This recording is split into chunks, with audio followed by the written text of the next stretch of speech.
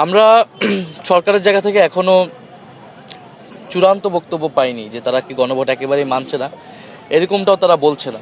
সংস্কারের পক্ষে থেকেও এটা যদি বাংলাদেশের কোনো রাজনৈতিক দলও না দাঁড়ায়, এনসিপি দাঁড়াবে। কারণ সংস্কারের সেই প্রতিশ্রুতি নিয়েই, বাংলাদেশ পরিবর্তনের আকাঙ্ক্ষা নিয়েই তো এনসিপির জন্ম। আমরা ঐক্যমত কমিশন থেকেই দেখে আসছি বিএনপি সংস্কারের পক্ষে অতটা জোরালোভাবে ছিল না। এক প্রকার চাপে পড়ে বিভিন্ন সময় তারা সংস্কারের পক্ষে কথা বলেছে। নির্বাচনের সময় তাদের দলীয় প্রধান হ্যাঁয়ের পক্ষে অবস্থান নিয়েছে। ফলে আমরা আশা করেছিলাম যেহেতু তারা জনগণের সামনে অবস্থান নিয়েছিল সংস্কারের পক্ষে, তারা নির্বাচিত হয়ে আসার পরেও সেটা বাস্তবায়ন করবে। এখন যেহেতু তারা সেটা বাস্তবায়ন করছে না, ফলে আমাদের জায়গা থেকে আমরা সংসদে এই কথা বলেই যাব।